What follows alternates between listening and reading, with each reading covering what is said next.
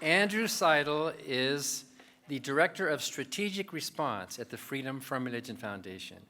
Andrew graduated from Tulane University with a BS in Neuroscience, Environmental Science, and he graduated magna cum laude from Tulane University Law School in 2009, where he was awarded the Haber J. McCarthy Award for Excellence in Environmental Law.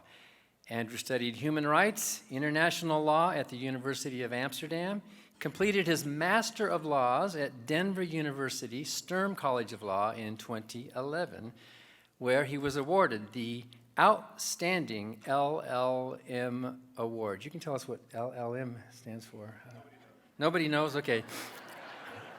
But more important than this LLM award, Andrew Seidel was also one of FFRF's student essay contest winners that year, which is how we met him and how we got in touch.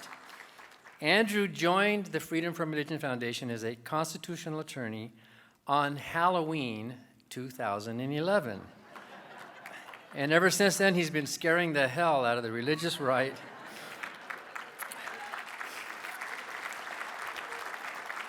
So you're coming up on 8 years next week. Yeah, very good.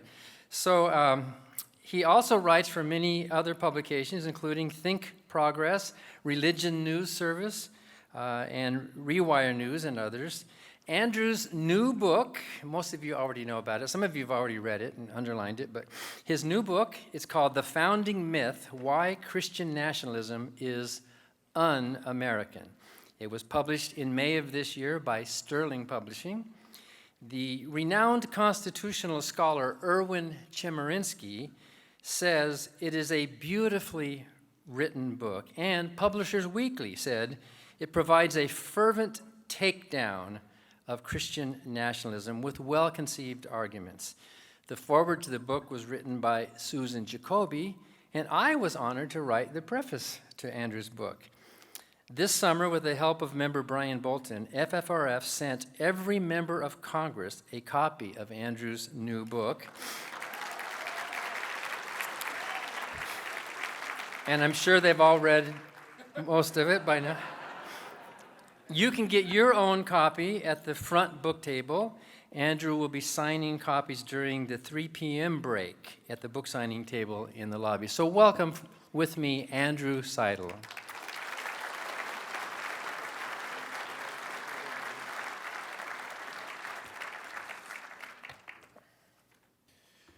Do we have a government of the people, for the people, and by the people? Or is ours a government of the Christians, for the Christians, and by the Christians? That is our battle. Right now, America is in a desperate fight against Christian nationalism, a political theology that is an existential threat to our republic. That is why I wrote The Founding Myth, Why Christian Nationalism is Un-American. Christian nationalism is not a scholarly debate. It is a sinister, exclusionary idea. The goal is to redefine America according to the Christian nationalist identity and then reshape our law accordingly. Christian nationalism is the idea that America was founded as a Christian nation, that we are based on Judeo-Christian principles, and most importantly, that we've strayed from that foundation, and that we've got to get back to our godly roots. And they use that language of return to justify all manner of evil public policy. Christian nationalists seized power in 2016. The best predictor of a Trump voter in 2016 was thinking that the United States was founded as a Christian nation. So Trump tapped into this fearful undercurrent of Christian nationalism, and he rode it into the most powerful office in the land. And since then, he and his administration, chock-a-block full of Christian nationalists, have been implementing this exclusionary public policy. You've seen it. They love to talk about it. The Muslim ban is a really great example of this. Not only did it ban immigration from Muslim-majority countries, it also favored immigration for Christians. The child separation policy at the border. The administration justified it. Jeff Sessions, the Attorney General at the time, got up there and justified it using the Bible. Romans 13. Opposition to LGBTQ equality. Opposition to reproductive rights is almost exclusively Christian nationalist. And it's not just at the federal level. We are seeing it all across the states as well. There's a coordinated push. They call it Project Blitz. And it is unabashedly Christian nationalist. Their religion is becoming the law. But there's good news. Because the very identity of the Christian nationalist depends on myths and lies. You've heard them before. Trump loves to spout them off. One nation under God. In God we trust. The Declaration of Independence references the Christian God 4 different times. Our founding fathers were all the equivalent of evangelical Christians. They prayed at the Constitutional Convention. George Washington got down on his knees at Valley Forge in the snow and said a prayer. And my personal least favorite, that our law is based on the 10 Commandments. Without the historical cover that these lies give, their policy justifications begin to crumble. Without their common well of lies and myths, their identity begins to wither and fade. So their entire identity and political ideology is actually incredibly weak and vulnerable because it is based on these historical distortions and lies. But we need more than facts to fight back. We need better arguments. So that is the purpose of the founding myth, to bury Christian nationalism. It's a lofty goal, I admit. I want to utterly destroy this un-American ideology.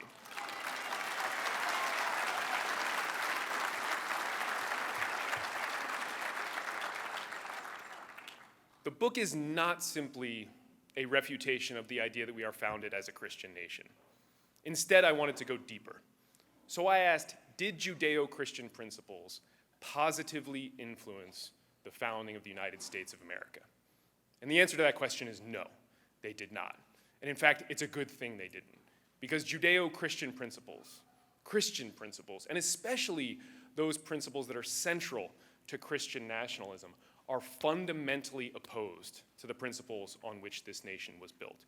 There is such disagreement and conflict that it is fair to say, albeit bluntly, Christianity is un-American. So that is the argument that I make. There are these 2 conflicting systems. They have irreconcilable differences, so much so that the founders had to divorce the 2. So that is the founding myth. And to make the argument in the book, I broke it up into 4 basic parts. So part 1 goes over the founding fathers and their personal beliefs. It also talks about the Declaration of Independence. I walk you through every one of those 4 references to God or the Christian God, supposedly, and I talk about our colonial history. And again, what I'm trying to do in the book is give you better arguments. So it is really fun to talk about the religion or lack thereof of the founding fathers. I mean, if you get me a glass of bourbon, I will talk about it for 8 hours with you. But if we do that, we are actually ceding a central point, and that is that it doesn't matter what they personally believed about God or Jesus or any of that. What matters was their views on the separation of state and church. That's what we need to be focusing on. The Declaration of Independence, we can go over all of the references in there, we can talk about it, but at its heart, it is an anti-biblical document. The central points in it are that power comes from the people, and that the people have a right to overthrow and rebel against their government when it becomes tyrannical. Both of those central principles are refuted in the Bible. In Romans 13, the same chapter that justifies the child separation policy, supposedly at our border. So I'm trying to give you better arguments. Part 2 of the book is called The United States versus the Bible. And here I really dig in to those Christian principles that you can find in the Bible.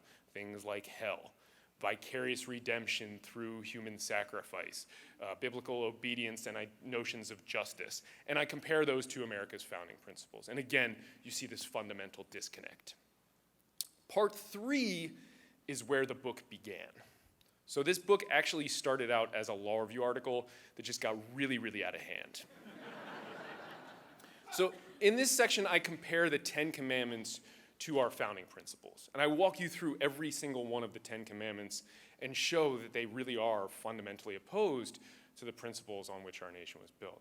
All of them. Yes. Even the ones that you're thinking of right now. You're thinking, what about this one? Because there seems to be some overlap, Andrew. I don't know that you're right about this. Yes, even those.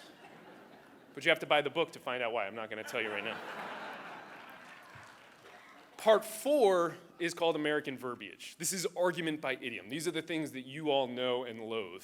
In God we trust, one nation under God, so help me God, God bless America. But again, I'm trying to give you better arguments. This audience in particular, almost all of you know that none of those are from the founding generation. They're all much later additions to the American vernacular.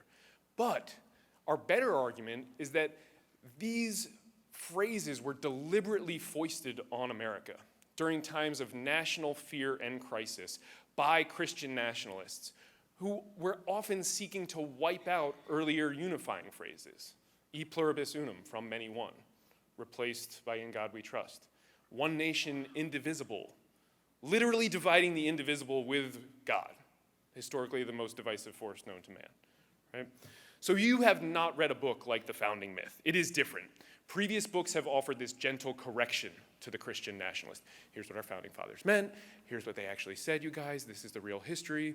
And they've kind of left it at that. But correction is not enough. Otherwise, we would not have President Trump. Facts are not enough. Pointing out errors is no longer sufficient. So this book does that, but then it takes the next step. This book goes on the offensive because patriotism has no religion. This book is an assault on the Christian nationalist identity. Not only are Christian nationalists wrong, their beliefs and identity run counter to the ideals on which this nation was founded. They are un-American. Now, Christian nationalists are not just un-American, they're also thieves. Christian nationalism seeks to steal America's greatness, its accolades and credit. It insists that a nation with a godless constitution is dedicated to one particular God. This is a religion that demands fearful, unwavering obedience, and it's trying to claim credit for a rebellion against a godly king and a revolution in self-government. It declares that that revolution was the brainchild of a few pious Christians rather than a group of unorthodox thinkers testing Enlightenment principles. Christian nationalism also bears false witness. It claims that a nation dedicated to the freedom of and from religion was built for one particular religion. It seeks to bury a fundamental truth on which our republic rests, that there is no freedom of religion without a government that is free from religion. Christian nationalism claims that the United States is exceptional because it was chosen. But religion did not make America great, let alone make America at all. We, the people, make America great. So America did not succeed because of Jesus or the Bible. America succeeded as an experiment because it was based on reason. And if we abandon reason in favor of faith, or if we ask our elected leaders to commit this sin, we are asking to regress, and not to some golden age, but to a time when religion ruled the world, which was called the Dark Ages, to borrow from Ruth Green. There's magnets that say that over there, by the way. As America nears the tipping point, at which Christianity's power and privilege are reduced to equality, the Christian nation myths are going to be trumpeted with renewed vigor. The Christian nationalist will not go gently into the obsolescence for which they are bound. They have grown accustomed to religious privilege. They are used to imposing their beliefs on unsuspecting school children. They expect politicians to pay lip service to their deity, and they demand acknowledgments of their God on government property. But that time is ending. The end of Christian privilege is near. But you have to fight. You have to fight. As progress marches on, the lies exposed in this book will be professed more often, more loudly, and with more desperation. You must be prepared to refute them factually and vocally. So the founding myth gives you the facts, and then it gives you better arguments. You are responsible for the rest. Outspoken resistance is, to quote James Madison, the first duty of citizens. Christian nationalists have persuaded too many Americans to abandon our heritage, to spurn our secular foundations in favor of their myth. But America invented the separation of state and church. It is an American original. The idea was born in the Enlightenment, but it was first implemented in the American experiment. And it is time for us to reclaim that heritage and bury their lies. This is not a Christian nation. Our Constitution does not belong to the Christian nationalists. It belongs to we the people, all of the people. And it's about damn time that we take it back. Thank you.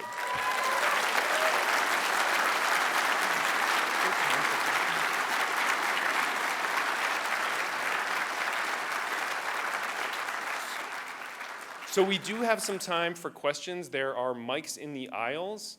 I'm happy to answer them. Now, I know a lot of you already have copies of The Founding Myth too. I just want to point out that it's perfectly acceptable to buy more copies. You can donate them to your library. They make great Festivus gifts too. They also add to the airing of grievances for next year's Festivus, so they're kind of double. Go ahead. Rahul from New Jersey. First of all, thank you for the book and for speaking to it. Can you speak to the intersection of white nationalism and Christian nationalism? Yes, the intersection of white nationalism and Christian nationalism. So if you're looking at a Venn diagram, it's a circle.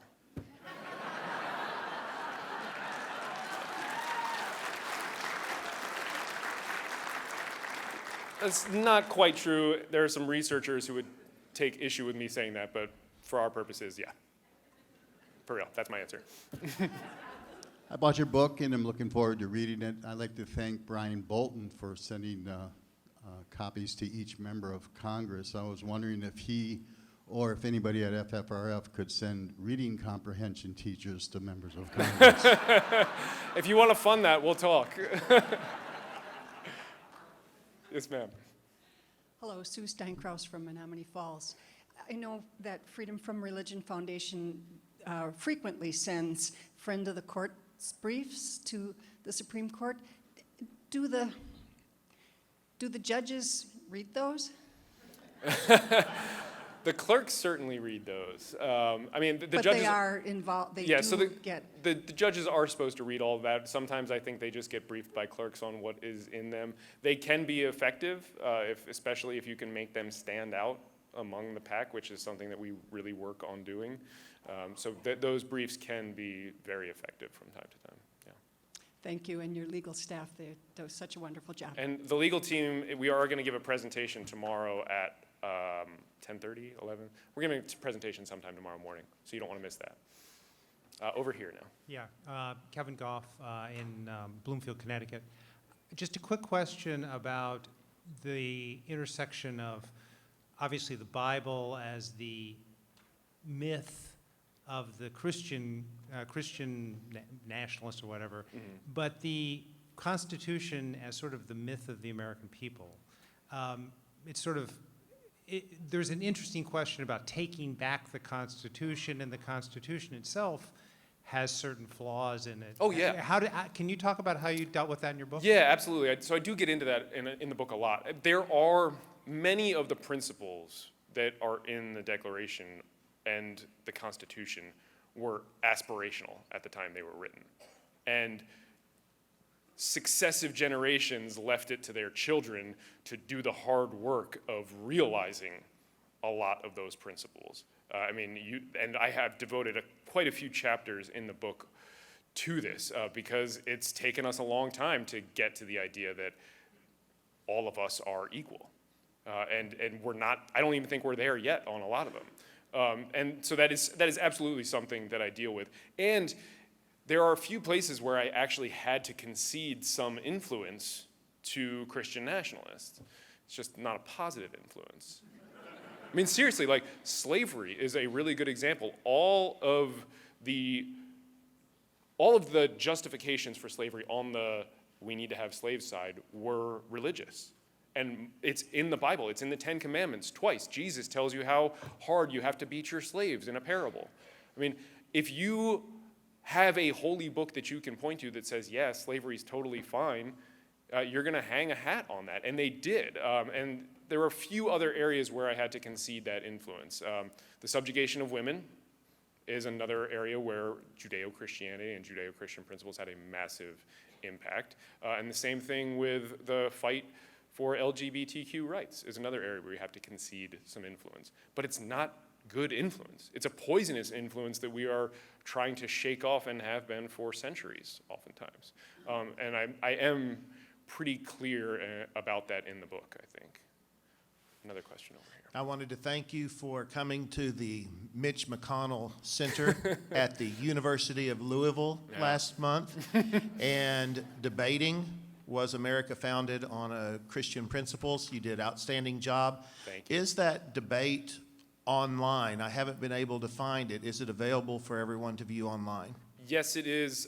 So C-SPAN filmed that debate. It is It is up on their website, so if you search Andrew Seidel C-SPAN debate, it should pop up. Special thanks to Dan Barker and Sam Grover for giving me a little prep on that, and Colin McNamara, our former legal fellow who is now working at the American Humanist Association, who did some nice impersonation work of my opponent. Yeah. That one. Well, thank you very much. You really were a champion that day. I appreciate that. Thank you.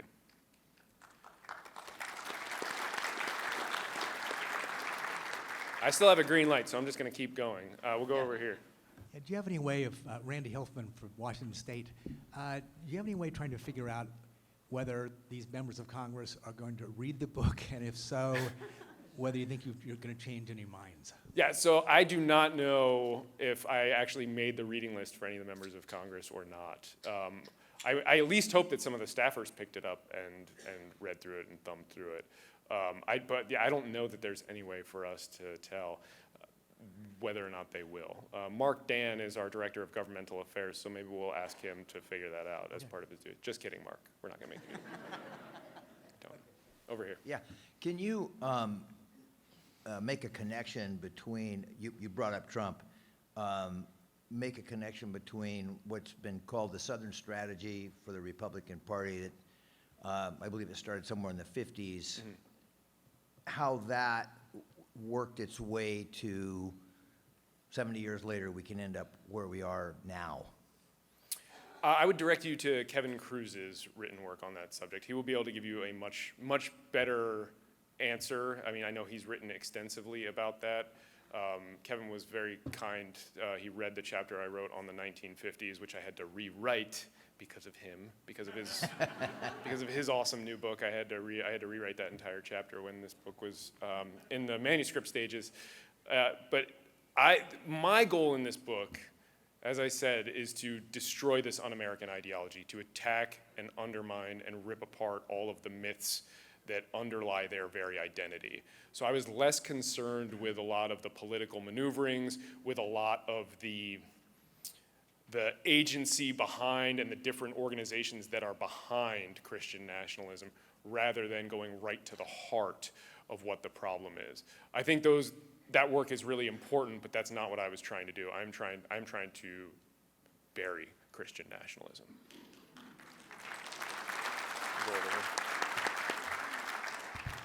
On your attempt to bury nationalism, have you heard from anyone like David Barton or anyone like that? So the gent that I debated at the Mitch McConnell Center is a guy named Mark David Hall, who appeared on David Barton's show right the day before our debate. He's appeared on it 6 or 7 times.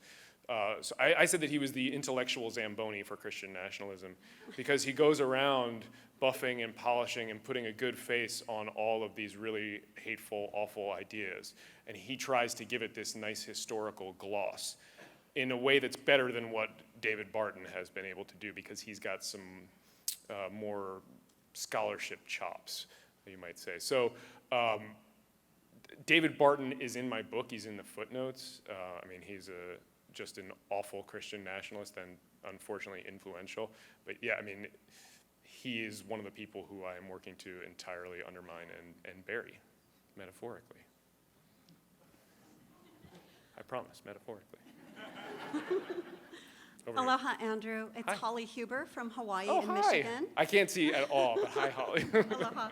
I wondered if you'd like to address our Secretary of State, Mike Pompeo's Sure. taking over the State Department's website to promote his Christian leadership. Yeah, so for people who did not see this, Mike Pompeo, the Secretary of State, went and spoke in Nashville at this conference of Christian counselors, gave a talk that basically said the Bible should be your guidebook for leadership, told everybody to read it, then used the Secretary of State website. So that he gave that talk on a Friday. On the Monday, the Department of State's website had this huge image of him and gave a link to his talk and the full remarks. So he's using the resources of the state to promote his personal religion, which is that is Christian nationalism. That's exactly what we are working to fight. And FFRF, we wrote a letter. The strategic response team got a letter out within a couple of hours of that happening, and that did come down shortly thereafter. Not just because of our letter. There was a huge outcry, and I know a lot of the other groups were also working on it too. But this is what we are fighting. I mean, it's not just Pompeo. That same day, Bill Barr gave his really hateful speech at Notre Dame, where he weaponized religious liberty, he vilified non-religious Americans, he bastardized American history and the law, and just spouted pure Christian nationalism as the U.S. Attorney General, which was nothing new. We warned everybody that he had these views. He gave speeches that were very similar to that back in 1992. We warned Congress not to confirm him in this position for that very reason. So nothing new there. But this is the kind of stuff that we are regularly fighting. I mean, Pence saying that the ceasefire is a result of everybody praying. This is what we are fighting. This is what your legal team here at FFRF is working against every single day. And this is what I wrote the book to help undermine. Okay, I'm being told one last question. I'm sorry, I'm happy to chat more. I'm here all weekend, so one last question. Don Ardell, St. Petersburg, Florida. A question with a hidden, subliminal hint of a step beyond sending books to congresspersons. Might we hope that our children, or perhaps our grandchildren, will have an opportunity to see you in a future presidential debate? I appreciate the vote of confidence. I thought you were going to say that you wanted to donate to FFRF to send books to the Supreme Court, but that was nice too. I don't know, have not thought about that, but I really appreciate it. Thank you all very, very much. Really appreciate it.